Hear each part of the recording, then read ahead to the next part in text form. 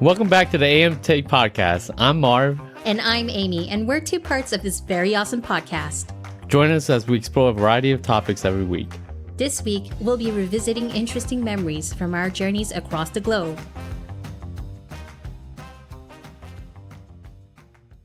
Revisiting memories from across the globe. That's going to be a fun time. Mm-hmm. Did you get your booster shot? I did. I got it. Oh, was it yesterday? Oh. Yes, I got it yesterday. And I got a flu shot as well. And my arm is sore. And something interesting happened while I was at the pharmacy when I got my my shots. The pharmacist just took a look at my arm and she's like, you have a precursor for eczema.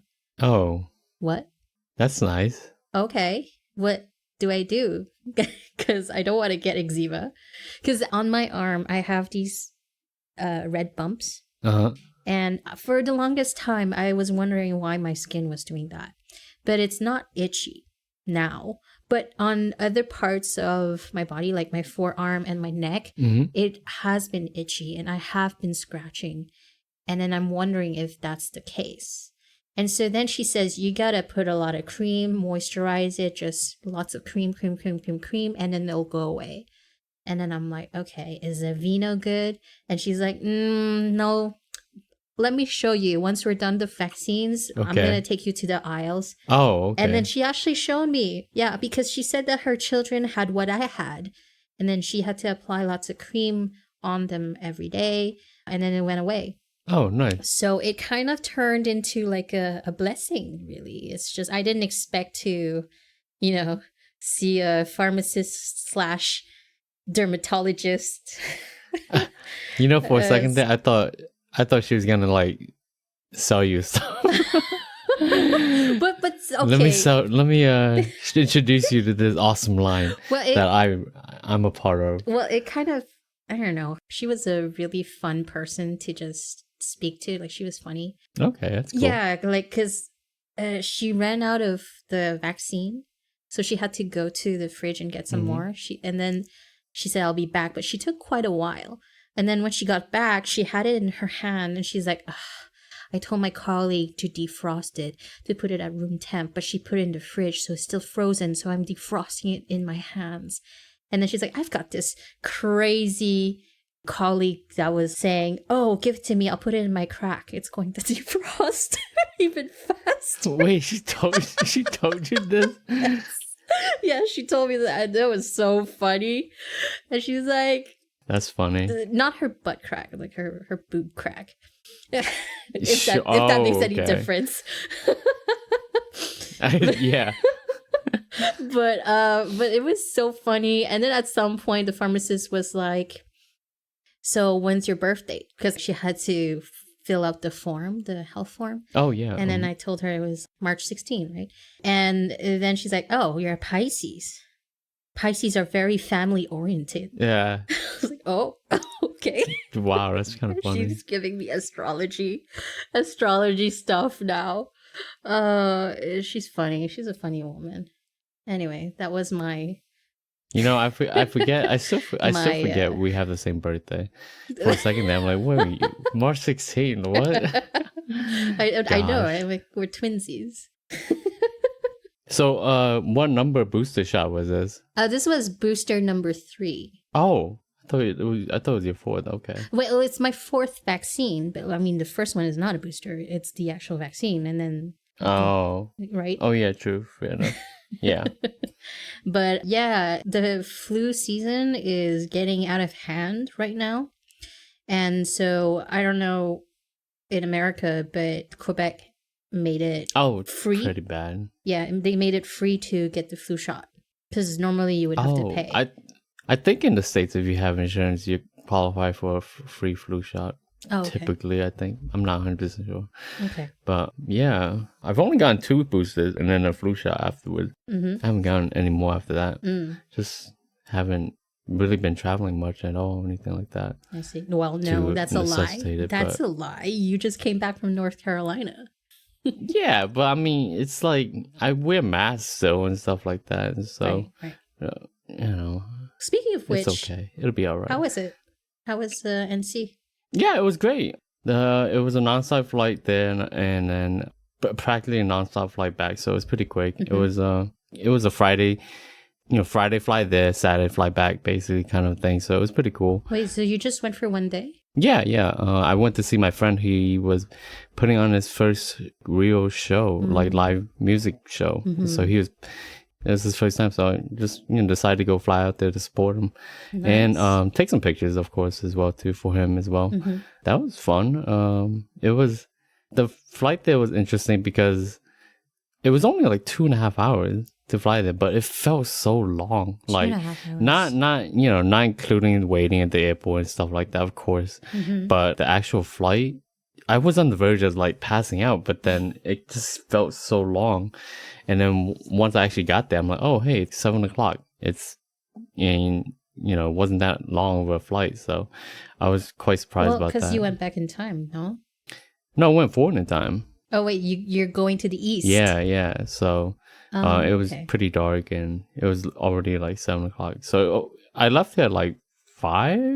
So it was like 2.5, 3 hour flight, and I got there at 7 or 4, and then 7, something like that. I can't do math right now, but yeah, it was a good time. We caught up, we hung out most of the night, and then even after the show, and then I met some of his other friends he's grown up with, as well as some of the other bands that played, actually. So that was a really good time. The next day, we got up, got brunch, and hung out, and flew back from there. And then, yeah, I really it's been such a busy 2 weeks, so I kind of just I was going to possibly stay for the whole weekend, but I kind of just wanted a day to myself. Yeah. So I got that with Sunday being able to come back Saturday night, and then Sunday just do whatever, catch up, clean up, and stuff like that. So that was a good time. Yeah. How was the show itself? It was excellent. At first when we got there to do setup, no one was there, so I was kind of like nervous, like no one's gonna show up. But before we got to the start time, which was around 9 p.m., I mean, it was a good turnout, especially. So I see. that was good, and I got a couple of good pictures. The venue is really small and it was dark, but I see. Overall, good times. Yeah, that's nice. So back into our topic, we'll be talking about our travels that we've had, interesting stories perhaps. Yeah. Do you have any tips and tricks about traveling, Amy? Well, that you'd like to share? I honestly don't travel that much, but I've learned that you really need to do your research before going to your destination. So, like I remember on my Europe trip, I was doing a lot of research on scams in Paris. Oh, really? Because there's a lot of like tourist scams, like, hey, sign my petition, sign my stuff, or hey, what? buy this, or you got a lot of those? Here's a free, yeah. Here's a free bracelet. Wow. Just don't. Or like, because like the petition thing, right? It's like, they get your attention. It's like sign the petition for, I don't know, XYZ. They work in teams, and while they get your attention, the others will try to steal your suitcase or your belongings, and you're not looking. And there's a lot of pickpocketers as well in Paris. Oh, yeah, I can imagine. Yeah, so then mostly this actually stresses me out. The chances of, say, someone stealing my passport while I'm overseas, then I'll have to get to the embassy. But anyway, it's just intrusive thinking, intrusive thoughts. Yeah. Wait, so then what kind of intrusive thoughts did you have? Well, mostly that, like, oh, what if I get my passport stolen? I don't know if you'd qualify that as an intrusive thought. I mean, yeah. Yeah. Intrusive thought would be like, what if you blow up the airport, or what if you well, it doesn't you always brought a gun in. it doesn't always have to be that dramatic. But I feel like it does have to be. But also, I don't know about you, but when I travel, I like to also experience what locals experience. Yeah. So not the, well, it's nice to go see the tourist attractions, right? And all that. But I also want to experience, the local food, the local underrated places. And they're usually cheaper too. Yeah, definitely. So I do my research on that, locals' favorite spots. And then also, I have to make several lists. Oh my goodness. So before going to New York, I made a list of the prep works to do, like laundry, what date I had to do that by, or the cat stuff, like down to I need to trim their nails, refill the container of food because we have an automatic feeder. Oh my the gosh. Water bowl. Down to watering the plants because I have to make sure that they're well hydrated before I go on a 5-day trip. Lots of things like that. And another list for what to bring in your luggage, in your suitcase. Yeah. No, I have to because understandable. And guess what? Guess what? I'm so dumb. What? I made the stupid list, right? But I don't fucking consult the stupid list. Why? Because you have second thoughts on it, or? No, it's just I have this bad habit of making a list and not looking at it. Oh man, goodness. You took the time to make the list, but you're not even following. That's funny. I know. I have this bad habit. So I forgot my hairdryer. Oh. Fortunately, the Airbnb we stayed at had like a hidden compartment. It was really hidden. Oh, nice. And the hairdryer was there. Okay, that's good. Yeah. What about you? Do you have any tips and tricks? Because you're a frequent flyer, frequent traveler. Yeah, I mean, so I would assume that you... Yeah, I travel a lot for work, basically, and for pleasure as well, too. But my biggest thing, if I'm traveling, is to pack as light as possible, man. If I don't have to check baggage or luggage, I won't, because I just have this feeling that I don't want to deal with lost luggage. There might be things in it that I'm concerned about, or if it gets lost, it might not be able to be replaced. Because if I do check luggage, I put almost everything in there because I travel as light as possible on my person. And I really don't like the idea of carry-on baggage or luggage because there's almost never enough room, unless I'm traveling business or anything like that. Then usually I can upgrade to be one of the first ones to get on board, so I actually have space. But even then, I've never had carry-on luggage where I utilize those compartments above you, because it always seems so bothersome. There's never enough space. People take too much time to grab this, and then when they need something out of it, they have to get up and get out and open the compartments. So it's just easier if I have my backpack, and that way it's under the seat in front of me. I can grab whatever I need: headphones, earbuds, a book, laptops, whatever. So for me, a big tip is travel as light as possible. Plan your days ahead, plan to wash your clothes. And then on top of that, I hate lists. I don't do lists. I don't really like sticking to itineraries or anything like a general itinerary. Sure, if there's one or two things it's a must see, then sure. But to plan the whole trip out, that just takes the whole fun of it out for me. This is personal. I know lots of people who do the same, and then lots of people who go the opposite, where they do like you, where they have a whole list, because for them, the reason is that you're there, so you want to squeeze as much time as you can into having a good time. Because when you're traveling, you don't want to just waste time, because you're always on a set timer, basically. But with that in mind, with me, when I travel, to places I've never been before, it's easy for me to talk to people. So I usually, like you were talking about research and stuff, I don't research. I do a general research maybe, but nothing in particular, because my research is going to consist of talking to the locals, going to a bar or at the hotel when you're checking in, have them give you their advice, the actual locals, get it directly from them, as opposed to researching. Spending time researching stuff. When I say researching, I basically follow a New Yorker on YouTube. Oh yeah. So he's a local, technically. Yeah, even then, I don't want one person's opinion of it. So I'll just play by ear and see what happens when I get there as well too. Right. As long as I hit those one or two spots I want to go to, that's fine. Everything else in between is just gravy for even places I've never gone through. When I came to Montreal, you guys are asking me what I wanted to do. I'm like, oh, just wherever. Let's just go somewhere. Yeah, it was so strange. It was so strange because I'm like, wait, you don't have a specific place in mind that you want to see? What? Yeah, it didn't bother me. Let's go to oh, Montreal, let's go walk around. And you guys are like, oh, what do you want to do? I don't care. Let's just walk around and see what happens. I was totally down for that, basically. God, you came here like during a heat wave too. Yeah, but you gotta remember, I'm from Texas now, so like that wasn't really a heat wave for me. I'm like, oh, this is not bad.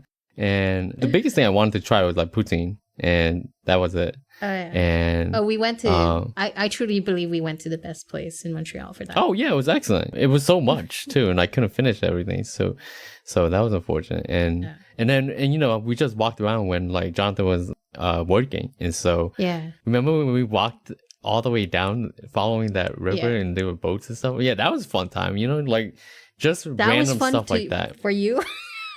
That was great fun. I was like freaking being like, oh my God, he's gonna find it so boring. Oh my God, what kind of host I loved it. am I? Like even at night, like, you know, you guys had that park behind you guys. I mean, you guys still have that park behind you all, and we do. Even at night, just to be able to walk around there, that was pretty cool, you know. So I like to be able to just do whatever and not really be restricted to an itinerary or a time frame.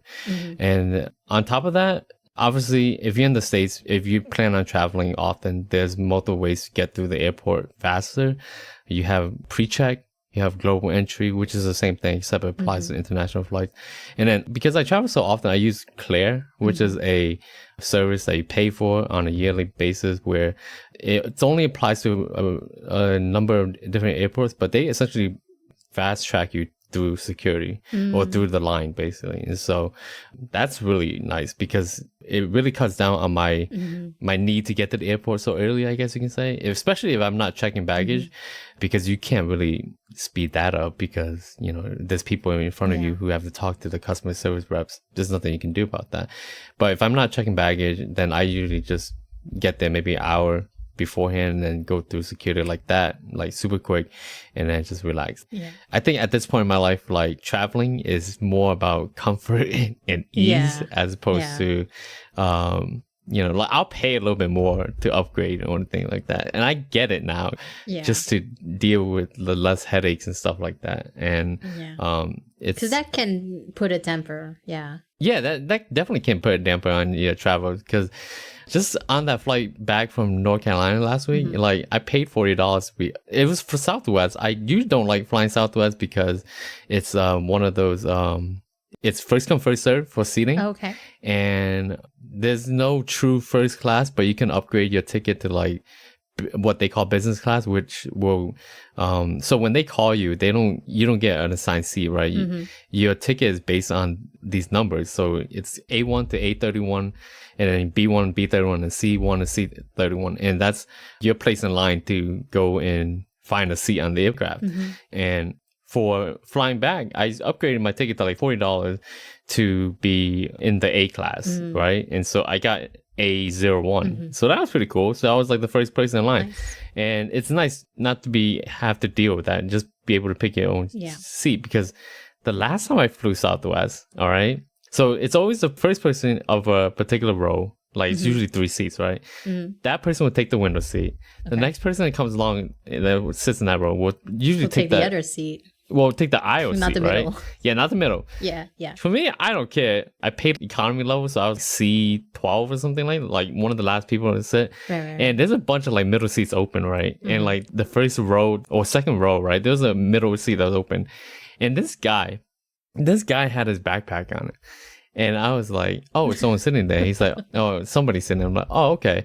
And I go to the row behind him and I ask them the same question. They say, oh, no one's sitting there. I'm like, okay, fine. I sit in the middle seat. I don't care. You leave it open, I'm going to sit it. It's first come, first serve, right? And then, you know, as more and more people come in, I noticed that the guy in front of me, he originally had a bag on there, right? Yeah. So there's less and less people coming in. And so by the time the last person comes through, he takes off the bag. I'm like, oh, wow, what a jackass. He was just pretending like someone was coming. Yeah. And then here's the kicker. This one last dude had to come through, right? Yeah. And he chooses to sit there, and he asks the guy, he asks him, is anyone sitting there? And the guy goes, oh, no, you're sitting here. I'm like, yeah, of course, you're going to have to say that, because now the spotlight is on him, right? So if he says no, what is the guy, who else is going to come? Nobody. So I was like, I had a quick chuckle because I was like, what a jackass, man. Oh, okay. But yeah, I don't know why people don't take the middle seat more often, especially in Southwest. Especially if you're traveling by yourself. I get it if you have family or you have a partner or traveling in a group. But yeah, if you're traveling by yourself, man, I would just take the middle seat and be done with it. Not have to deal with waiting for people to get off in front of me. Because like I said, I hate carry-on because people take too long to take the carry-ons off of it. And it's just, sometimes you just want to get off the aircraft and get into the airport and leave just because there's just so much going on all the time. Yeah, I just wanted to come back to the fast tracking through the airport. Yeah. Do you know about Nexus? What's Nexus? So basically, it's the same thing, but for the border, like the Canadian-American border. Oh, that's interesting. By car. Oh, by car? Yeah, and apparently it's affordable. So when we were at the border, there is a specific lane for Nexus, and if you hold a Nexus permit, which apparently is $50 and it lasts for 5 years. Oh, wow. That's cheap. You could go to that specific lane. They ask you less questions because in order to get the permit, you would have had to fill up a really detailed form beforehand. Yeah. But generally speaking, they ask less questions and it's much faster to go through. And it's true because there was nobody at the Nexus lane when we went to the border. Yeah. And we had to wait for a while getting into America. That's funny. So is it like that. Is it like, can you get it in the state side or is it like Canadian side thing? Both sides. Do you remember? Both sides. Oh, okay. So it's like a shared joint venture or something. Yeah. Oh, that's interesting. Or maybe I don't actually. Those pretty, I'm saying both sides, but I should verify my verify my information. I think it's both sides. It makes sense. Yeah. I mean, I guess it's like one of those things where, I mean, it being only $50, I imagine that's like more of a government thing because global entry and pre-check is really cheap and it lasts for an X number of years. Yeah. But clear is a yearly kind of thing. It's not cheap. If you don't travel often, it's definitely not cheap. And you can get discounts on it as well too, depending on your credit card. Yeah. Sometimes they cover some of it. Yeah. And my recommendation is to do the trials because they usually do like 3-month free trials. And if you plan on traveling just once or twice in that period of time, it's not bad at all. Because I tried the trial once and I'm like, oh, this is pretty sweet.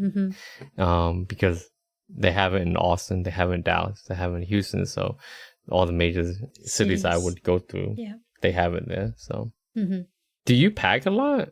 I mean, I was going to ask you, do you bring any toiletries? Oh yeah, I bring toiletries.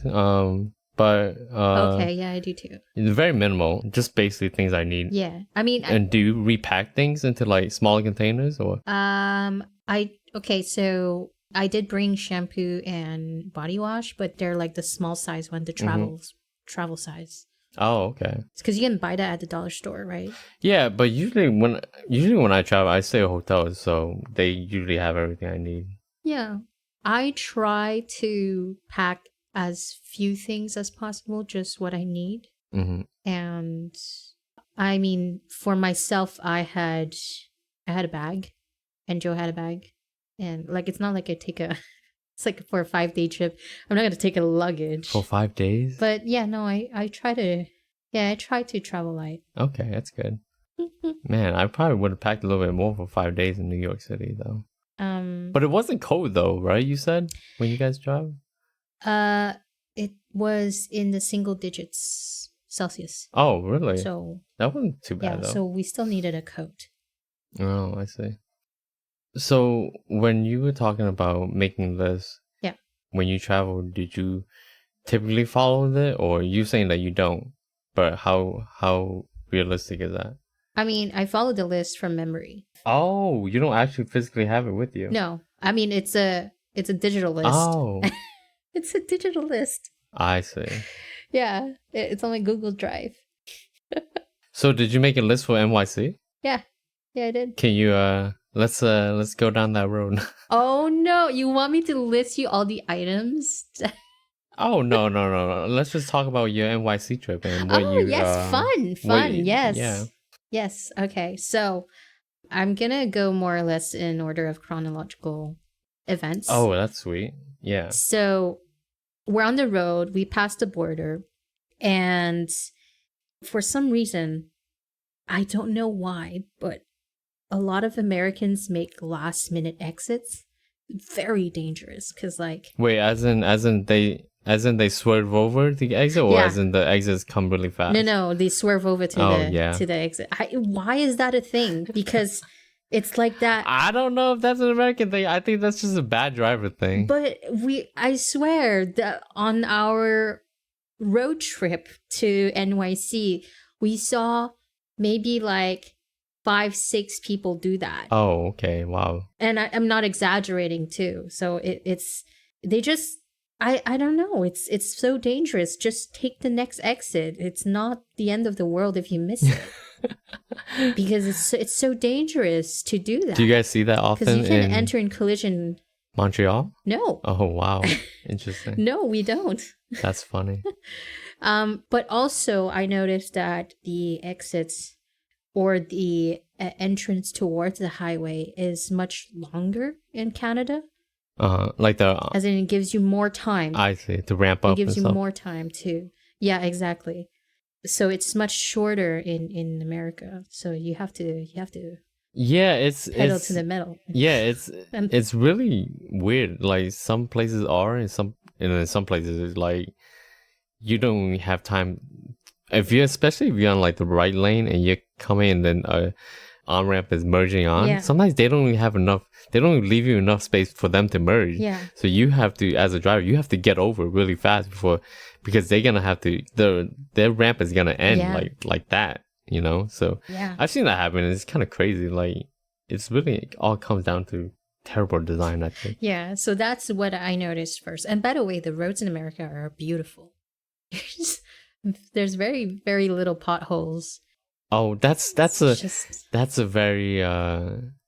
dependent on the state. Okay. For sure. But I mean you've been in Montreal, so you know what we deal with. It wasn't so bad, but yeah, it was pretty terrible. It was bad. And then the highway is weird because on the map it was a straight line, but in reality we were swerving left and right. And then at some point, it was getting dark and the lanes were not that wide. It was just 2 lanes. And then we entered like the Black Forest. There's barely any light. The visibility was bad. It was snowing that night. Goodness. So, yeah. So it was kind of, I don't know if it was on purpose, the swerving left and right, just to maybe make the drivers more alert. But made me nauseous.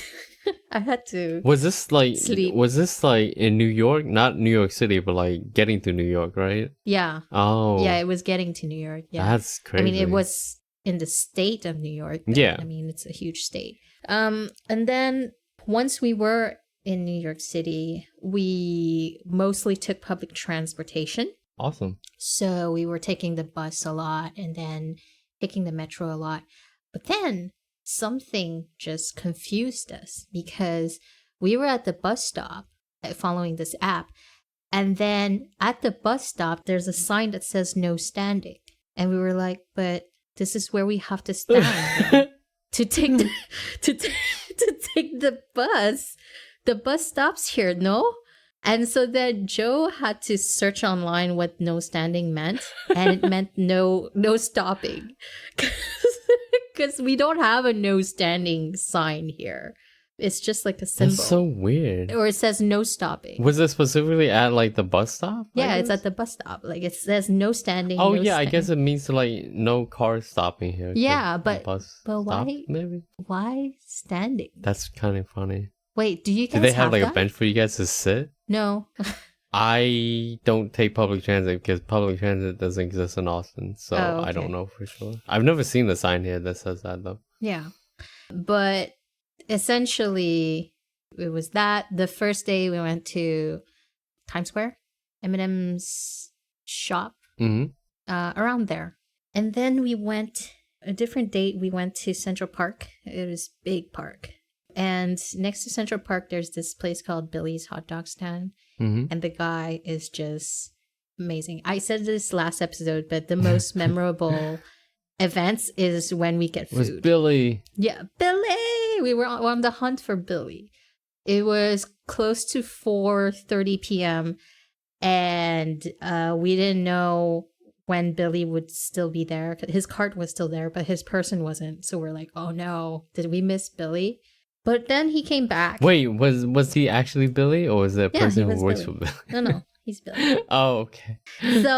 So we get Billy's hot dog. It was recommended by the YouTuber that I follow, and then he was so sweet. So what are you having? So there was spicy and non-spicy. The regular hot dog is $2. The spicy one is $2.50. So I said, oh, I'm gonna take the spicy, and then he's like, you know what? I'm gonna charge you at the price of a normal one, $2 for you. You want anything to drink? I'm like, no, we're good. We have water. He's like, no. Well, you know what? Drinks on me. A drink for the lady. So then he just gives me like a free juice or something like that. I'm like, oh my God, you're so nice. And then he's like, where are you folks from? And we said Montreal. And for real? Oh, I have family there. I was originally from Montreal. Like, what? Yeah, you know Scores? Yeah, we know Scores. Scores is like a big branch of like rotisserie chicken, ribs, whatever. Oh, my aunt owns Scores. What? Oh, what? Yeah. And I was going to work there and build a career there. But man, the cold, I just couldn't take it. February comes around and I had to call my uncle in New York.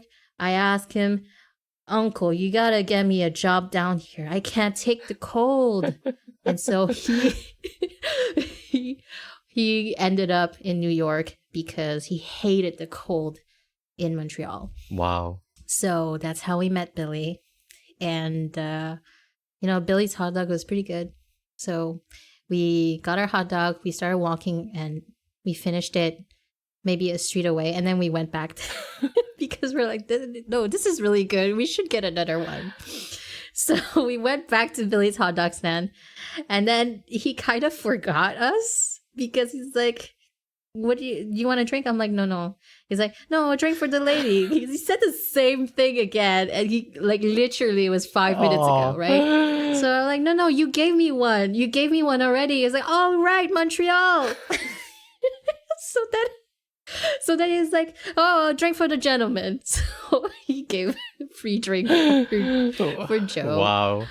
It was just so funny. So if you guys ever visit New York, just go say hi to Billy. I guess he gets Billy's a lot of really customers nice. then, maybe.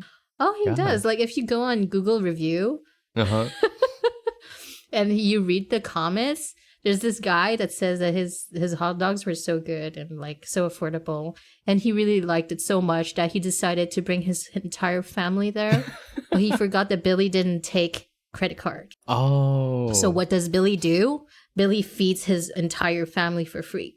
And then he's like, no, it's okay. Next time. Oh, damn. That's crazy. Yeah, he's such a sweet person. He's such a sweet guy. So that happened. That was the day before Thanksgiving, and they were inflating those balloon things at at Central Park. We didn't stay in New York City for Thanksgiving. We went to Brooklyn instead. Oh, and nice. I had plans to, because the hotel we were staying at, it was next to Japan Village. And Japan Village is basically just a glorified mall. Oh, but what? Full of Japanese grocery store. Oh, so like a giant Daiso or something?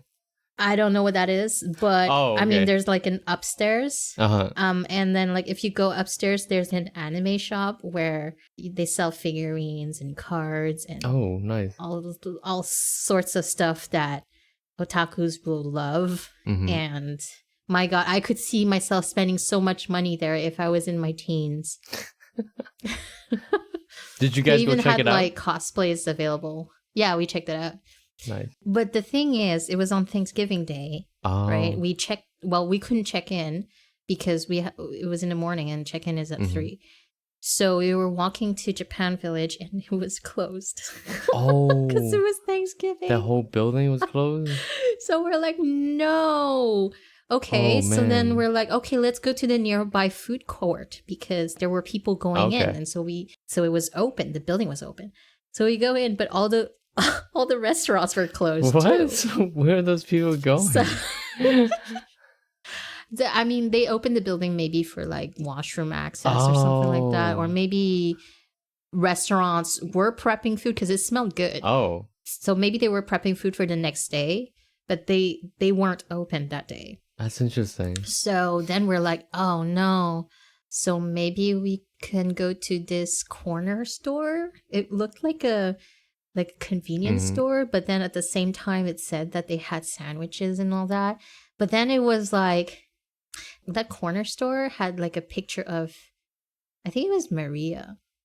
Like, she was holding a baby. Oh, you mean like It was like the really statue of Maria? Oh, okay, religious. I see. It was really religious, and it was a Spanish name. And we went in, and then we looked like odd ducks because the people that were there eating, they were hardworking Mexican people, and we just looked out of place. And so then we went to the counter, and I was looking at the menu, and then I see pastrami sandwich. Okay, fine. Like I wanted to try the New York delis anyway. So I'm like asking the guy behind the counter, can I have this pastrami sandwich? And then he says something to me I don't understand because he has a very thick accent. And then I ask him to repeat like 2-3 times and I feel bad. But then I finish by understanding him. He's like, you don't want no turkey? Come follow me. Follow. Come. So then I follow him. He opens his oven and then I see a turkey, like this huge ass turkey in the oven. The turkey, because it's Thanksgiving. I'm like, sure, we'll have turkey. So yeah, he talks to his wife in Spanish, tells her to prepare turkey for us, comes back to me. There's 2 sizes of container. There's one in metal and then one in plastic. The plastic one is smaller. The metal one is bigger. But he doesn't even vocalize. He just taps on the sizes. It's like this one or that one. But like he doesn't even say it. He just tap. He looks at me. Maintain eye contact. This one or that one. We understood. So we took that one, the metal one. And so he gave us rice, turkey. There was the sauce in the turkey. He asked us if we like spicy, gave us this green sauce. It's maybe jalapeno. We sat down, we ate it, and it was the goddamn best turkey I've ever had. It was the best turkey. It didn't look appetizing, I tell you what. But it was so good. It was so moist. It was so good. Yeah. Wow. And so then... That's crazy. So they fed you guys. Yeah, they fed us. You... Canadians who don't know anything about Thanksgiving. We have our Thanksgiving in October, but I wasn't expecting this. I thought that restaurants would be open in Thanksgiving because when do restaurants close? They almost never close. Thanksgiving, Christmas maybe. So we're like, okay, well, this is a bummer because we can't really go around town because most of the stuff is closed. So we're like, okay, maybe we go near the Brooklyn Bridge. There's like a park there. Maybe see the city and cross the bridge, something like that. In the evening, we ended up in Chinatown because that was a place where we wanted to go. And Joe wanted to try the dim sum at this place called Green Bow. Who takes cash only or Venmo? Venmo? Yeah. Yeah. We were running out of cash. So we couldn't order what we wanted. So we had to go for something cheaper. But before I talk about what we ordered, my God, that place is amazing. Not in a good way. Oh, whoa. It was so fast. Okay, the place is small, limited space, and you have 3 waiters and then the owner, and they were so loud, yelling out stuff. And then as soon as someone pays, they liberate the space. Literally, in the span of 5 seconds, one waitress clears the table and then another wipes it, and then another would set the table. Then here you go. And that was 5 seconds. That's all it took.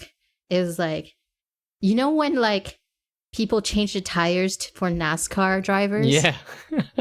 It was like that. It was like that, but for the damn restaurant. And the table next to us, right? They're taking their time. It wasn't a couple. It was 2 friends. But she was like just talking and she stopped eating. And then the waiters, different ones, kept going to that table and said, "You're done? Are you done?" She's like, no, I'm still eating. We're still eating. But she didn't understand that when they say you're done is get up and leave. Oh, wow. It was a small place though, you said, right? It was a small place. It was a small place and there was a line. Oh, so, what? It's crazy. Yeah. And then like at some point we were we were hearing the conversations between the waiter and the owner. And then the waiter was like, "I tried." And she's like, "Okay, I'm going to give them 5 more minutes and then I'm going to kick them out." Oh gosh. So so like the owner came and then they were truly done. She was like, "Are you done?" She said, "Yeah, I'm done." And then the owner saw that there was a plate of vegetables that practically is untouched. She's like, "You don't like? It's not good?" She's like, no, it's good. It's very good. It's just a bit too much for me. I don't eat that much. But it was very good. Thanks. She's like, "Oh, okay." And then she takes the food back to the kitchen, right? And then like she's mumbling something in Chinese, probably saying, "Oh yeah, waste of food." Oh my god. So that happened. And okay, and then the next day it was time to go back home and we wanted to absolutely get some pizza. Some New York pizza, because we haven't had pizza yet. So we wanted to go to Luigi's Pizza, which, fun fact, was featured in Big Daddy, the Adam Sandler movie. Oh, yeah. Yeah. And it's the owner who makes all the pizza, and it's very, very thin crust, and it's really, really good. And so we grabbed 2 slices, and we got back in the car, and it was parked, and we ate the slices of pizza. But while we were eating pizza, oh my God, Marv, there was some confrontation going on, and there was this woman in her PJs, you know, with rolls in her hair and then slippers, and she was just walking around on the phone, and then she was yelling at, like, just replying to somebody on the 2nd floor, you know, shouting out the window. And then there was a police car that came, and then the police were intervening. We're like, "Oh, what's happening? What's happening?" And then the 2nd car came. Then the 3rd car came. And I read what was written on the police car. It was like, "Counter-terrorism department. What is going on here?" And we were like thinking, "Oh shit, are we blocked? Is shit about to go down? Is this the day that I die?" I visit to America. God. So what happened? So then there were cars that were in that street that wanted to, you know, we were close to an intersection, and they thought that they were also like sandwiched between 2 police cars. They couldn't go. But we saw them maneuver their way around the police car, and then they were able to get out. I'm like, "Okay, there's an exit. Joe, we need to leave now, because I don't want to be in this drama. I don't want to be in this like potential whatever this is." So that's crazy. We left. And it was a lady, that's it, in her pajamas? No, there was I think she was complaining about a resident there, because then there was this young man. Police were interrogating him, and then at some point he had to follow them in one of the cars. So I don't remember if I saw handcuffs, but yeah, it was about him. That's interesting. I can't believe counterterrorism came out for that. Yeah. And you guys all know the story of us smuggling dairy products back into Canada. We ended with that. So that's how my trip went. Did you guys get everything? And I forgot to mention. Oh, yeah. Yeah, I forgot to mention.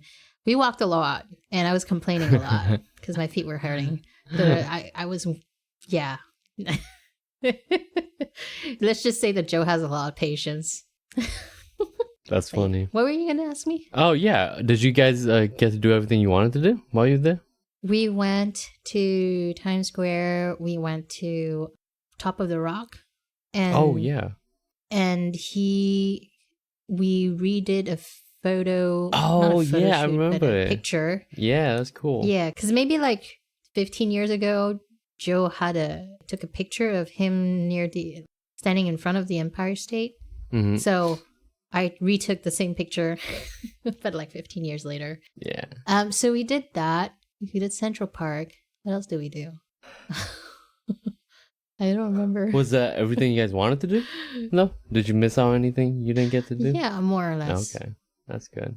I think we wanted to try maybe pasta, but that didn't happen. But oh, it's okay. Not too bad. More or less. Mm-hmm. Yeah. So, what about you? What are your most recent trips aside the one to North Carolina? Yeah. But like, what's the one before that? Well, before that, I took a road trip actually to North Carolina. Oh. I was going to my cousin's wedding, mm-hmm. and I wanted to take my car out on a road trip for a while now because I've been all around Texas, but I wanted to go out of state as well, mm-hmm. and I thought that was a good time because it's a hatchback, so it has lots of space in the back. Mm. So I was thinking maybe I can bypass staying in a hotel because it's like a 17-18 hour drive back home. Wait, you would sleep in your car?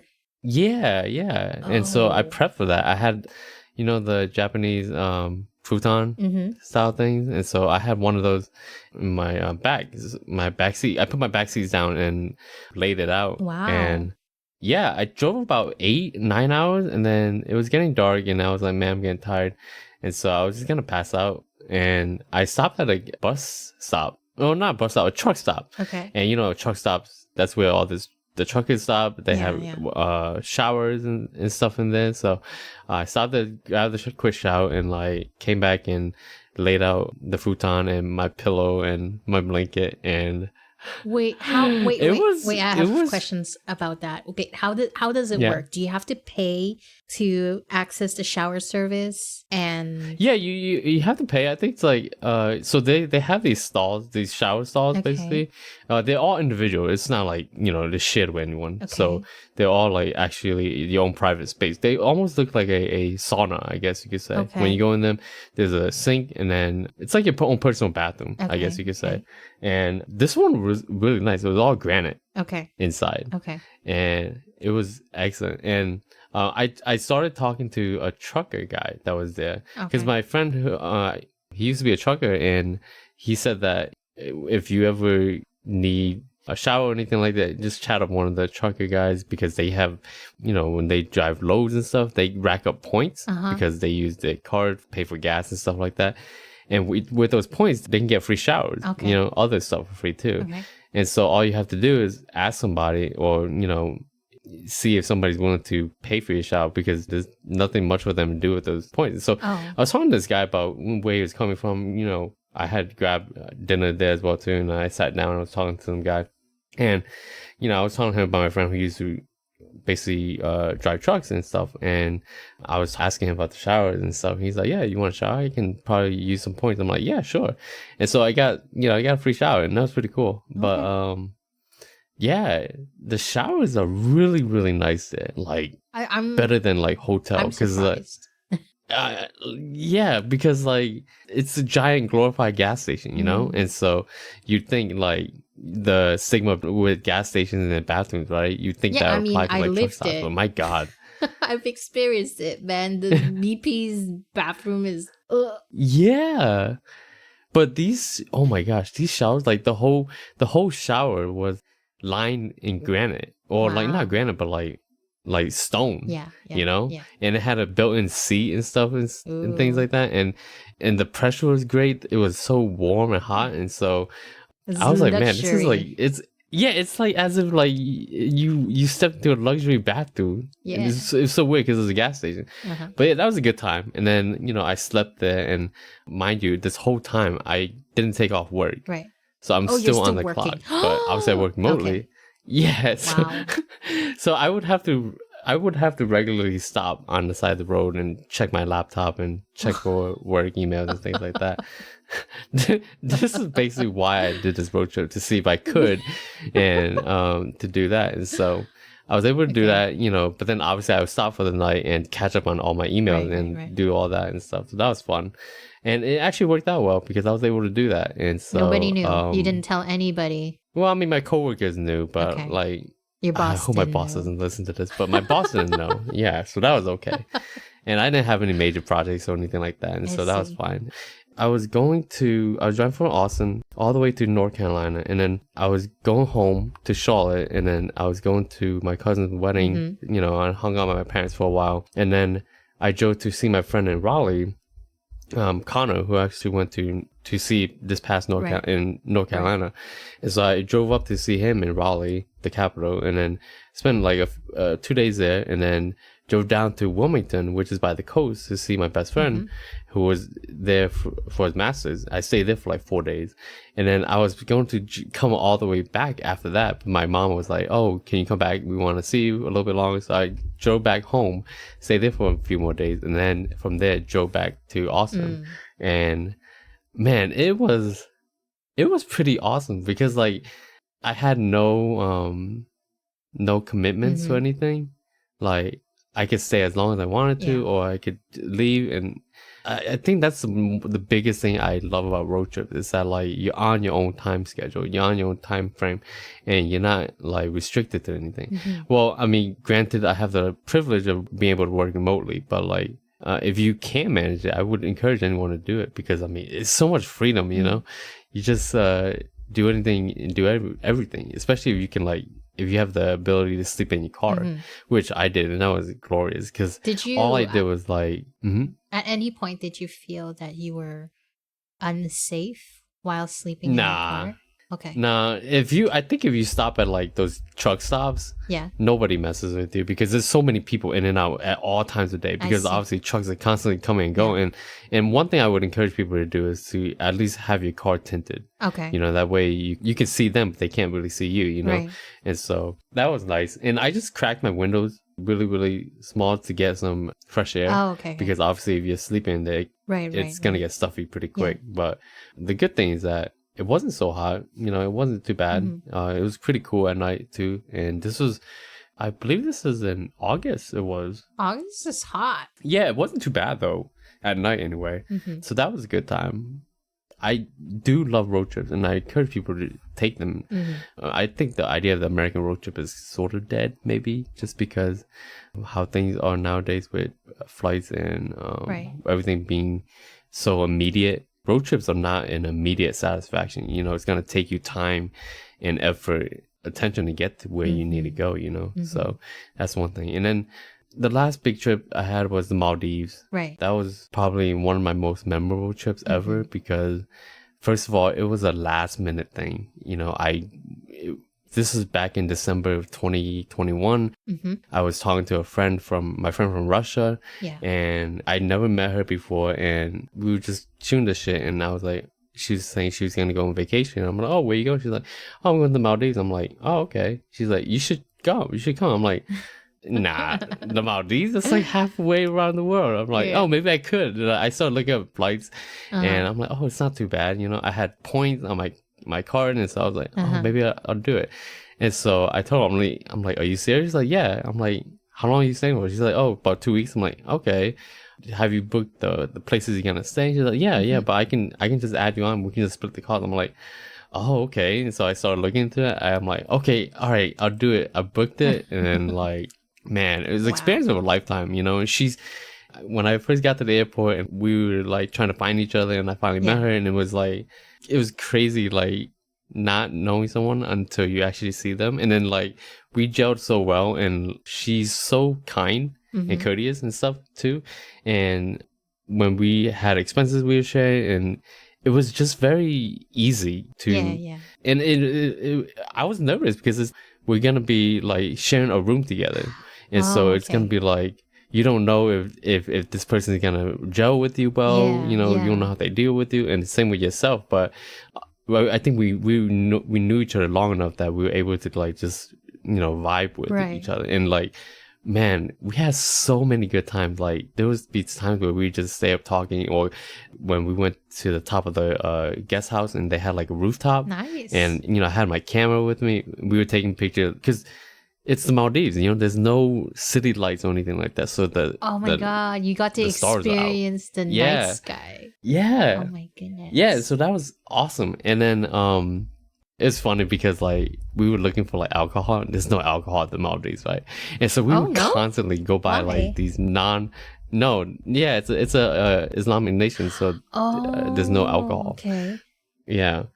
And so when we decided to go, which like I was talking about earlier, we didn't have an itinerary. We just decided on which islands we were going to stay at. Okay. And then which guest houses we were going to stay at, and that was it. And everything else is like see how it goes, see what happens when we get there. Yeah.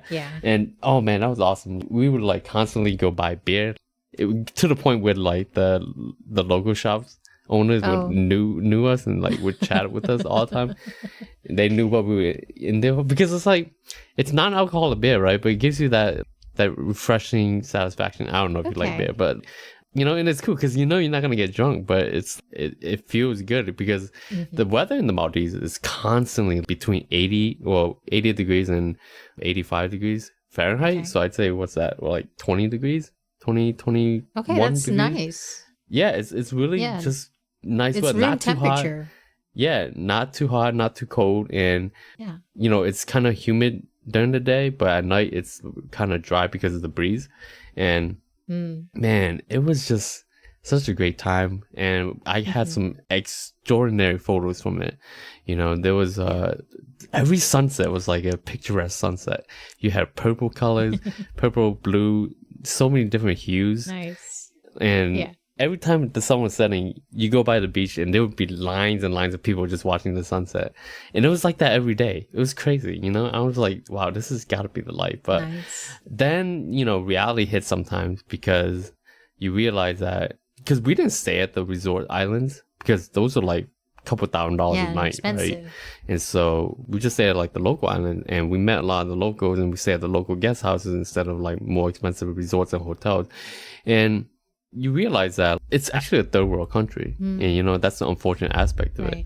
And so we kind of took that to heart, and so we made it kind of our mission to like engage with the locals, talk to them, and ask them about everything that was going on there as well too. And it's funny, we were on this island, and they had like one jail on that whole island. Okay. And it was so weird. Like, we were talking to one of the local guys, and he took us there on a like semi-tour, but not on the inside, but like on the outside. Places to like, visit. It was so strange. Okay. Yeah, it was so strange, And it's funny, like we tried so many different cuisines there. Like tuna is a big thing there. Yum. But I'll tell you what, like I typically don't like seafood, but man, it was excellent. It's the fresh, way they right? mix it. Yeah, they had this one dish. They only served during breakfast. It's a tuna dish. And it's like diced up really, really fine tuna with garlic and not garlic, but ginger and lime, right?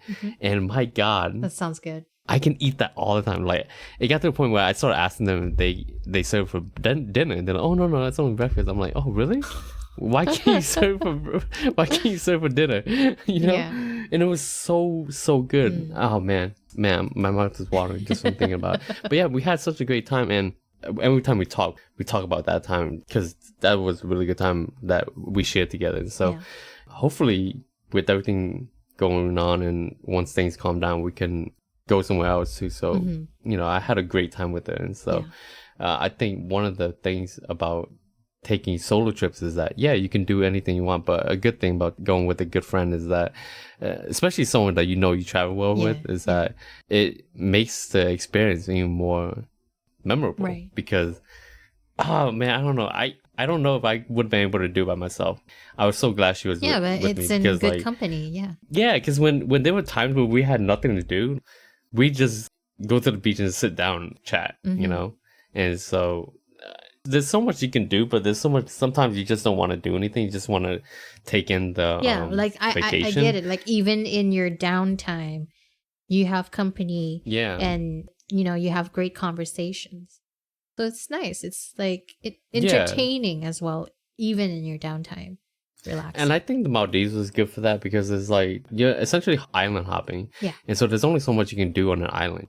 And so I think if it was more of a if I went to Europe, I think I'd be okay by myself because there's so many different things you can do. You're not restricted in regards to what you can do or where you can go because it's not just an island. So I think that was a good time in that regard. So, but yeah, that was probably my most memorable trip. I remember. Sounds amazing. Yeah, us like one thing that they didn't really have is beef.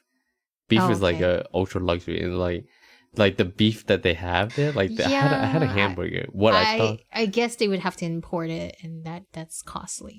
Yeah, but it's not even actual beef. It's like beef jerky. Oh, okay. So I had this hamburger.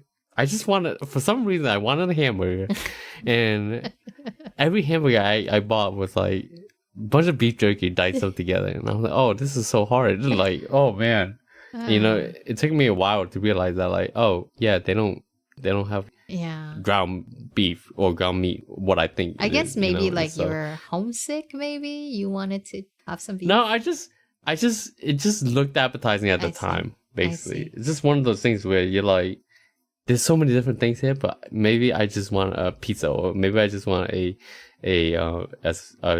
regular old hamburger. You want something comforting, comfort food. Yeah, because I was just relaxing, enjoying my time there, and it was pretty cool. The people are so nice and so kind, and it was just a lot of fun. And if anyone ever thinks about going to Maldives, I mean, absolutely go. Yeah.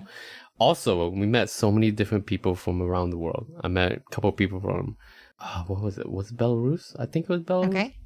And Belgium, I think. And then other people from Russia. There was a lot of Russians there as well, too. There was a couple of people from Australia there, a couple of people from England there as well, too. So it was a lot of international people. I don't know if we met anyone else from America or anything like that. So it was a fun time. But yeah, that's my favorite travel, as I say. Recent travel, I guess you could say. Cool. So, and you mentioned earlier that you would be able to go solo trip in Europe.